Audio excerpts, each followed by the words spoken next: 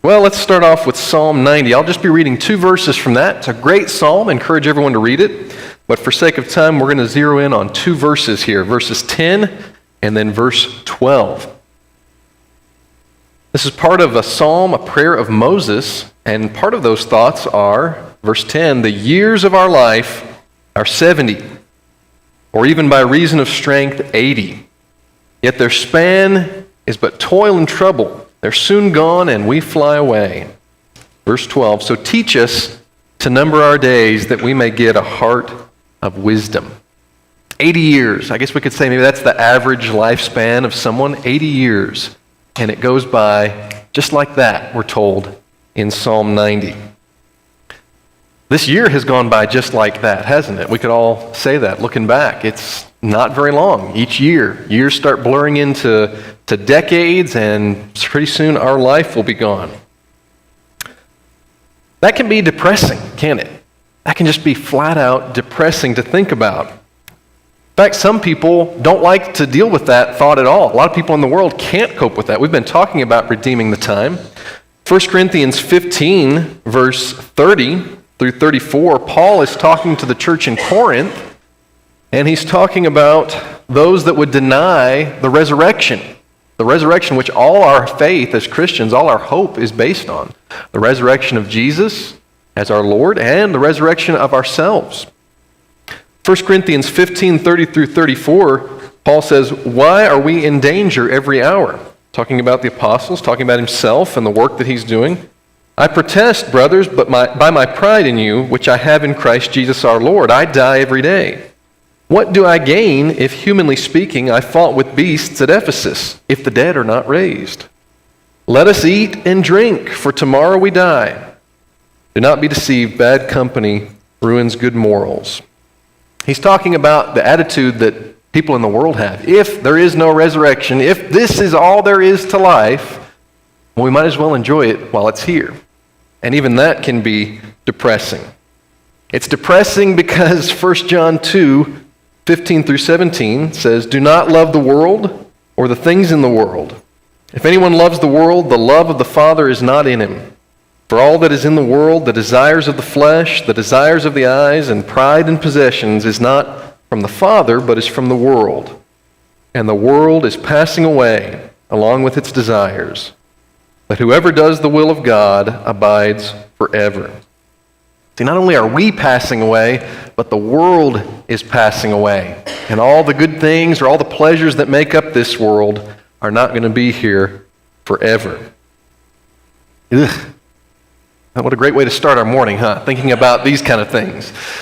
You know, we think about our year. I think about this every vacation, probably because you look at passages like this. I've been thinking about it every time a holiday comes up or a birthday or a trip that we're taking, and I think, that's going to be gone, in just a few days. It's all going to be over. And you can really put a damper on the things of life if you think along those lines.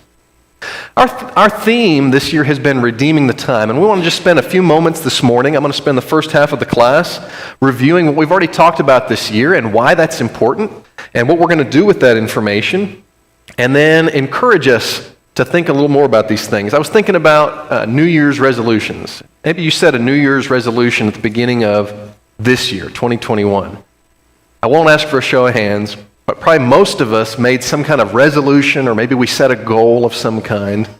And we might be eager to share what that was, but not many of us would be eager, myself included, to share how many of us followed through with all of those goals. There's some things that we can think about, some reasons we can think about to keep us motivated. Brother AJ is going to be talking about those, setting some spiritual goals and ways that we can achieve those as we close out this morning. Our key text, and then let's read this, and then I got a question for the group. Let's get some input from the class. Ephesians 5, 15 through 17. This has been one of our key texts, our thesis text, you might say, for the year. Ephesians 5, 15 through 17. Look carefully then how you walk, not as unwise, but as wise, making the best use of the time. Your version may say, redeeming the time, because the days are evil. Therefore, do not be foolish, but understand what the will of the Lord is. My version, I'm using the English Standard Version. My version translates that making the best use of the time.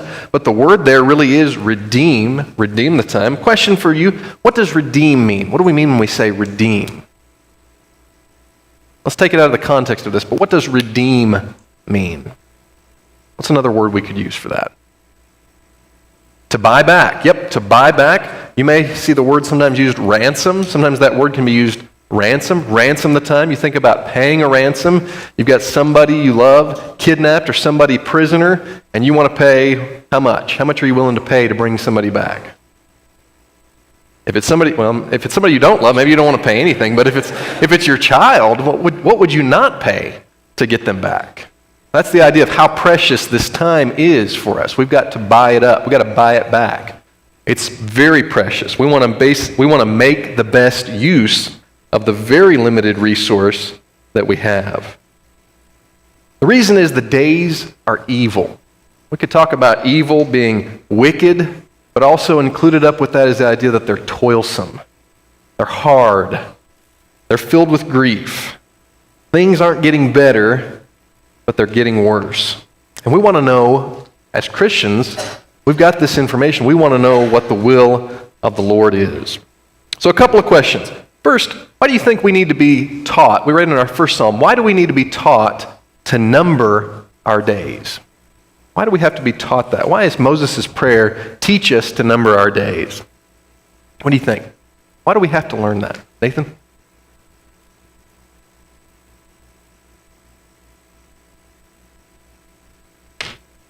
Tunnel focus, yeah. We get focused on what? Sometimes, unimportant things.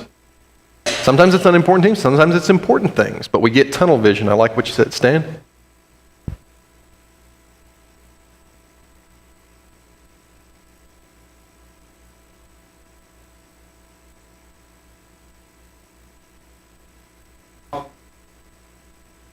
So we like to float. We like to take the path of least resistance. It's not being intentional, right? Would be the idea there. Good. Zach?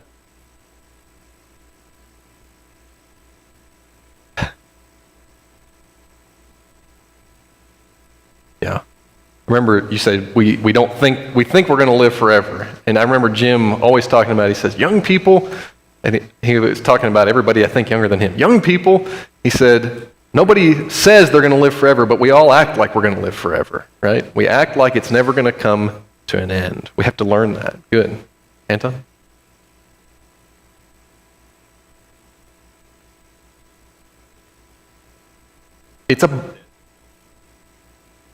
Absolutely, it's a budget thing. We have to set budgets for our personal finances because we don't have all the money in the world.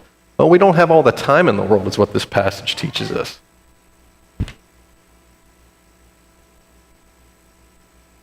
Yeah.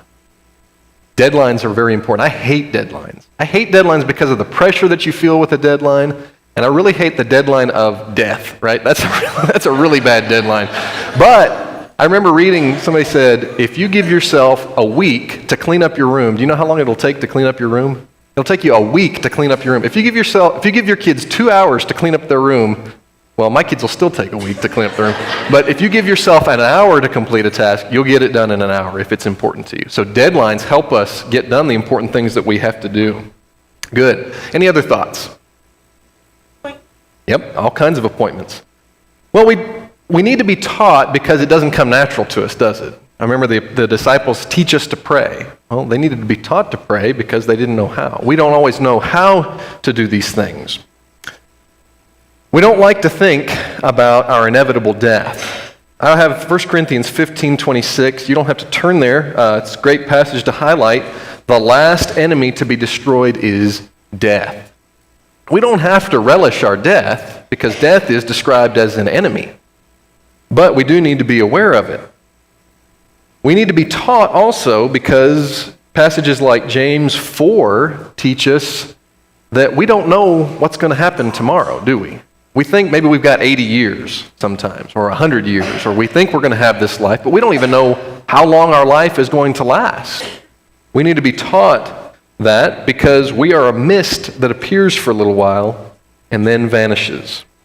And we do need to be reminded, like everybody was saying, all of those good comments, of how short our life is, and that we need to learn what the will of the Lord is, prioritize, to make important what should be important.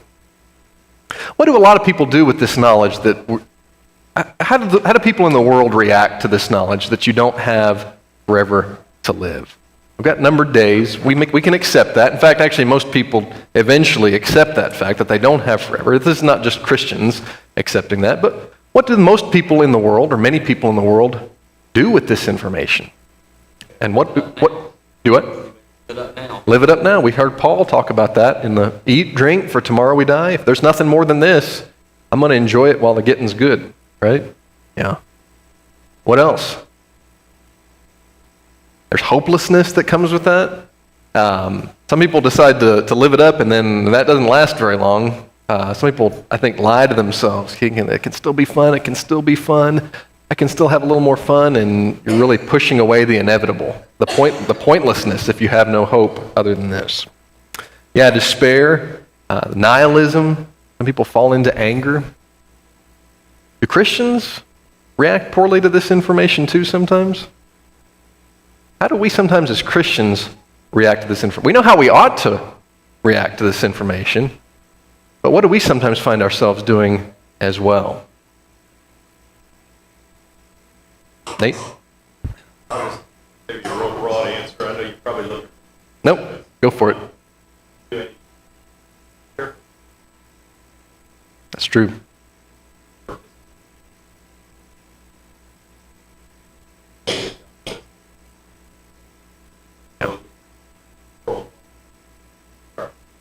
We cannot think that we're above acting like the way we see those in the world acting. We can fall victim just to those same patterns of thought if we're not careful. Stan?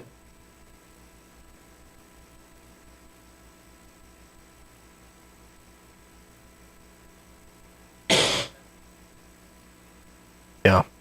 Yeah, the S. Sum it up again real quick for me. Yeah.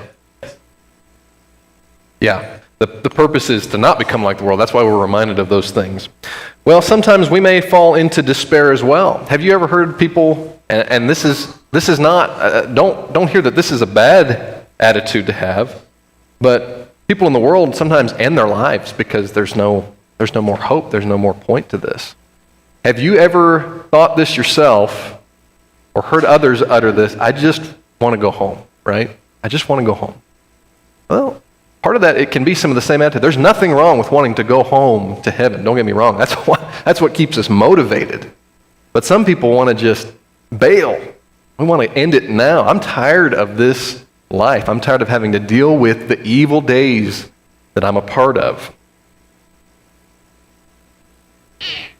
Yeah. Are you reading my notes? That's great. No, Robbie's absolutely right. Philippians 1, Paul had the same struggle, didn't he? Paul said, Philippians 1, verses 21 through 25, great minds think alike. For me, to live is Christ, and to die is gain. If I'm to live in the flesh, that means fruitful labor for me, yet which I shall choose, I cannot tell. I'm hard-pressed between the two. My desire is to depart and be with Christ, for that is far better. But to remain in the flesh is more necessary on your account. Convinced of this, I know that I will remain and continue with you all for your progress and a joy in the faith. Paul was torn between those two things as well, wasn't he? The actual purpose of this, and we were talking about that, Stan and Nate were bringing this up, and the idea of what Ephesians is reminding us of. Know what the will of the Lord is. Remember somebody told me, maybe you've read it, it goes around in emails, it goes around on Facebook, it says, you feeling like there's nothing worth living for, put your hand over your heart and feel that. That's purpose that you feel, your heart beating. God leaves us here on earth. God helps us through hard times. God gives us a limited amount of time for a purpose. And that's what's going to make us different from the reactions in the world. God leaves us here, still alive, for a purpose. The fact that we're about to die shouldn't discourage us, shouldn't depress us. It should motivate us, is the idea behind Ephesians 5. it should motivate us to find out what our purpose is. Your purpose may be first for yourself. God may be giving us time to turn our life over to Him. Or like Paul, maybe you've already turned your life over to Him, but your purpose may be to help others. Your purpose may not be done in this life. The brief time on earth ought to encourage us to buy up all the time that we have and use it well. Think wisely about that. We spent our first trimester talking about redeeming the time, doing that very thing. And the Christian ought to be fully focused on those things. 1 Peter 4, verses 3 through 6, I wrote this down. Peter's talking about wasted time. We may get depressed with all the wasted time that we've had. For the time that is past suffices for doing what the Gentiles want to do, living in sensuality, passions, drunkenness, orgies, drinking parties, lawless idolatry. With respect to this, they're surprised when you do not join them in the same flood of debauchery, and they malign you. But they will give account to Him who is ready to judge the living and the dead. This is why the gospel was preached, even to those who are dead, that though judged in the flesh the way people are, they might live in the Spirit the way God does.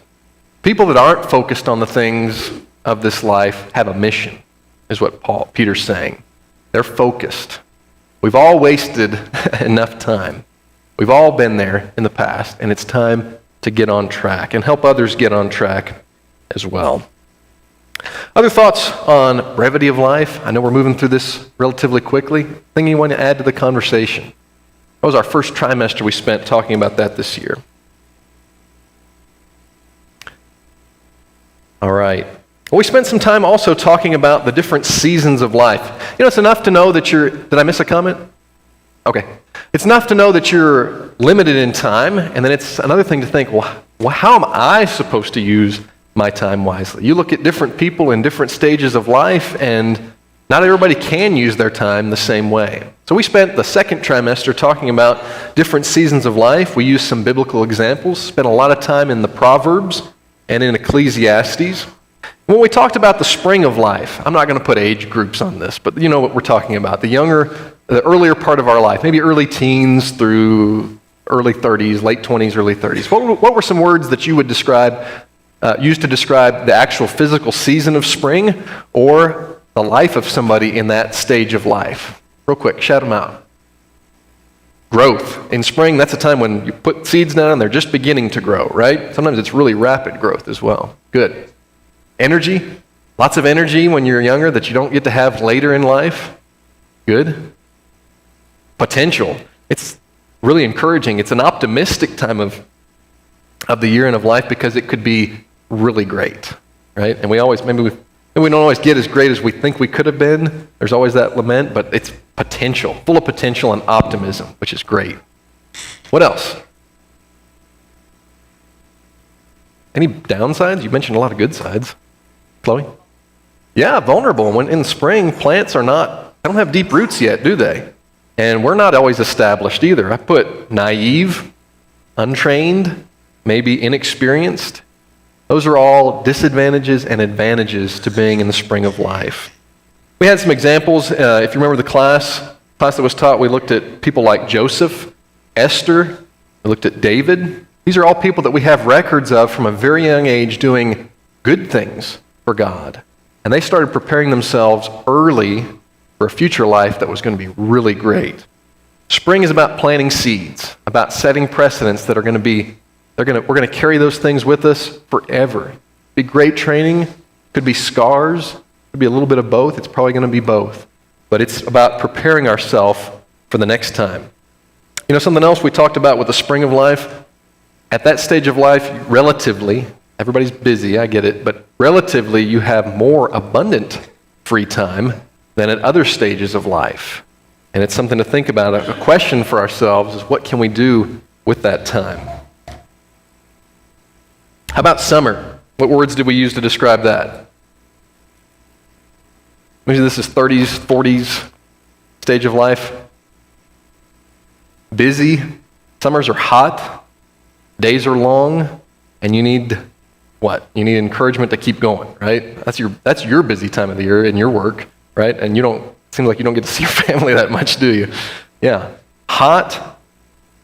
more responsibility. This may be the time of life that we're married, have young children, long days. It's a time actually when we may be stronger than we will be at other times of life. We have enough experience.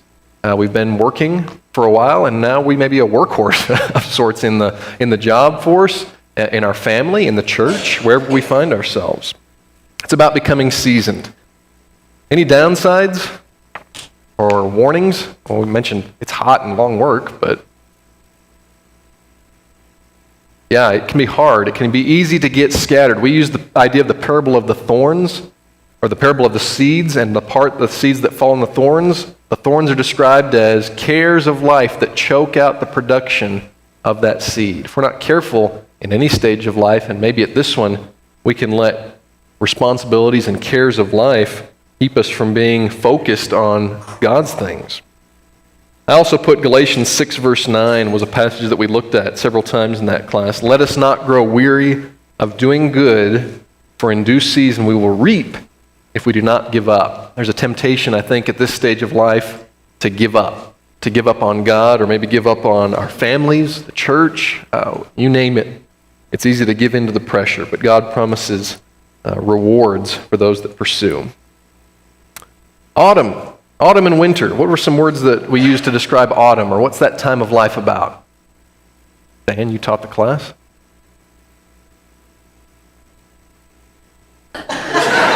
Well, you aches and pains? Yeah.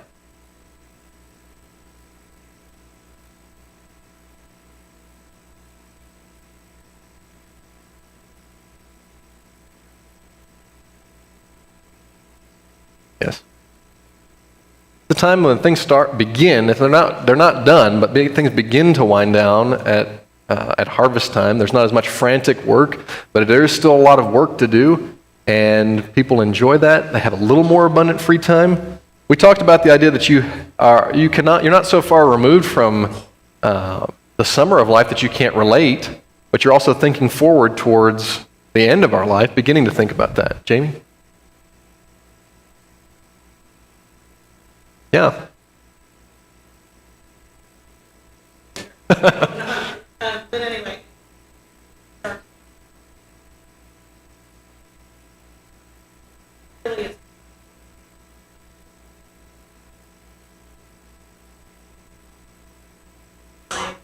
Yeah.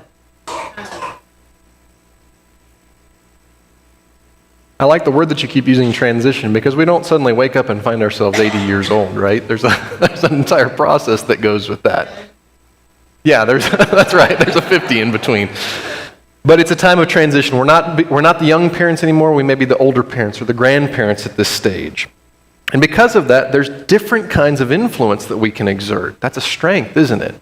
We'd spent a lot of time, Stan and John spent a lot of time talking about mentoring, and we gave some examples of people like Elijah with Elisha, and also the people of Israel, and Paul, the people like Timothy. There's a great examples, great time that we can influence others. And then the winter of life. I put down here Proverbs 20, verse 29. The glory of young men is their strength, but the splendor of old men is their gray hair.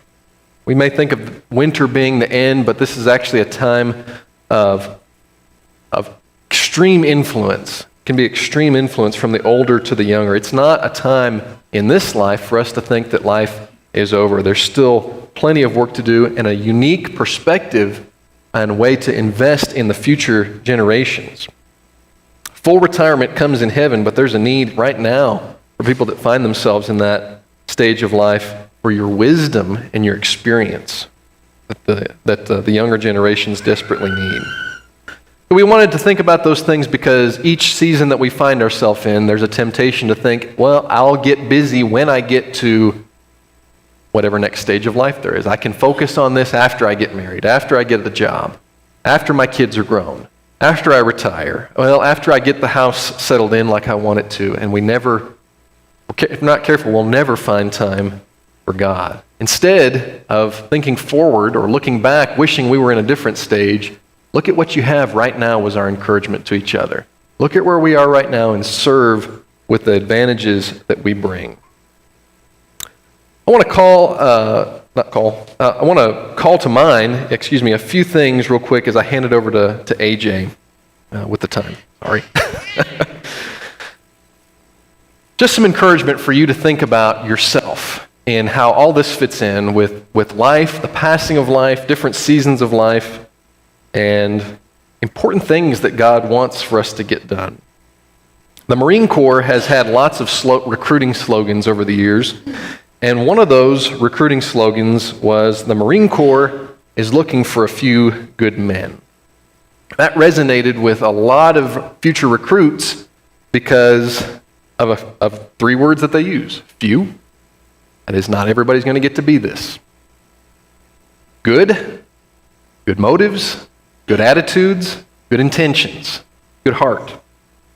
And men, that third word, not supermen, right? The commercial, if you've ever seen the commercial, recruiting commercial, I think it was in the 80s or 90s, was one of a piece of steel getting molded. They're hammering this steel, and they turn it into a sword, and they temper it. And they're saying, you're that piece of steel. That's all you got to be, is a normal, common person. And we're going to turn you into this sword. We're going to turn you into Marine, was the idea. And the Marines and other military branches have an important mission. They're not training and recruiting just to create an exclusive club, but they have a mission and a very important purpose: to win wars. Whether you want to admit it or not, you and I are in a war as well. Ephesians 6:12 says, we don't wrestle against flesh and blood, but against the rulers, against authorities, against the cosmic powers over this present darkness, against spiritual forces of evil in the heavenly places. That's actually a scarier war than I can comprehend in this life. The worst you can do is drop a nuclear bomb on my head, I guess, in this world.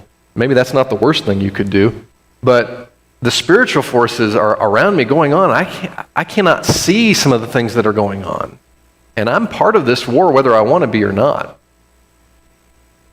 Maybe you don't like the war illustration, but Jesus talks about the work that needs to get done. In Matthew 9:36 through 38, it says that Jesus, when he saw the crowds, all these crowds, groups of people, he had compassion for them because they were harassed and helpless like sheep without a shepherd. Then he said to his disciples, the harvest is plentiful, but the laborers are few. Therefore, pray earnestly to the Lord of harvest to send out laborers into his harvest. There's few people that are able and willing to work for God, Jesus says, but there are so many people that need God in their lives, and Jesus needs workers. Have you stopped to think about the needs in this world that you're going to encounter in your life? These are needs that are not new. There's never enough people, it seems, to get the work done. Here's a couple of them that I thought of. You could help me make this list longer if you wanted to. I just put some of the ones that are on my mind. How about evangelism? Did you know there's a need for evangelism today? There always has been. Romans 10:14 through 15. How will they call on him whom they have not believed? And how are they to believe in him of whom they have never heard? And how are they to hear without someone preaching? And how are they to preach unless they are sent? As it is written, how beautiful are the feet of those who preach the good news. There's a need for preachers, for teachers, for people to spread the gospel in numerous ways. How about moms and dads? Did you know there's a need for moms and dads to be actual moms and dads to their children? There's a very depressing statistic. The latest Bureau data says that we have 130 million households in this country, 130 million households, and 18% of them, only 18%, have married parents with children. I guess, you're going to have some statistics in there where there's parents that are a married couple that has no children. I mean, or a parent has died, but that's down 40% from 1970 statistics. Kids need moms and dads, godly moms and dads, and that need is not going away anytime. How about church leadership? You look at the church and think there's a need for leaders in the church, elders, deacons, teachers, faithful members to stand up and lead. 1 Timothy 3 and Titus 1, we can see the qualifications, or maybe the pre-qualifications for elders and deacons. There's a need for teachers, both public in classes like this, in our Bible classes, and then also private. People to just share and instruct and share the Word of God with others. Hosea 4 verse 6, God says, "My people are destroyed for lack of knowledge." The future of God's people depends on biblical, godly teachers and mentors. Titus 2, we see a glimpse of this when Paul encourages older women to teach younger women. There's an idea of mentorship. We need people. Or how about just simply good influence in this world? Jesus describes Christians as the salt of the earth and the light of the world because the world is dark and the world is corrupt, and we need more people to shine out and to preserve what is good in this life. There's a great temptation to think and to know that these are good things. These are good things. These are good needs. I see the need, and to think that that's really not for me. That's not the kind of I can't do that. Elders, shepherds, deacons, teachers, mentors are good and needed, but those are special people, aren't they? They're the people that have super wisdom or extra knowledge, and they don't have problems like I do. Moms and dads are crucial, but I can't be good. I'm not a good dad. I didn't have a good example as a dad. I can't be a good dad. I've already messed up, so I can't do this dad thing anymore, this parent thing, and I'm not perfect. Those are lies that Satan tells us, aren't they? We look at the ordinary people that Jesus used as his apostles. They were not elite. They were relatively ignorant, blue collar, from a region that nobody expected anything good to come out of, flawed and failed people, and yet they did extraordinary things, didn't they? Elijah called down fire from heaven, mentored a new prophet, and stood when nobody else seemed to want to stand up for God. And James reveals in James 5:17 and 18 that Elijah was a man with a nature like a superhero. He had a nature like ours. He was no different than anybody in this room. And yet he prayed fervently that it might not rain, and for 3 years and 6 months it did not rain on earth. And then he prayed again, and heaven gave rain, and the earth bore its fruit. Look at Hebrews 11, and you can see all the amazing things that people of God accomplished for God. And the only thing that makes them special is who they placed their faith in, right? That's the only differentiating thing. One thing I don't like, if you like Marvel movies, I guess I'll apologize to you. I like Marvel movies too. But one thing I don't really appreciate about what it implicitly says to our culture is that extraordinary things are only for extraordinary people. Only someone that was bitten by a radioactive spider is capable of doing heroic things. Or only somebody born on the planet Krypton, when the Earth's sun shines on him, is capable of doing amazing things.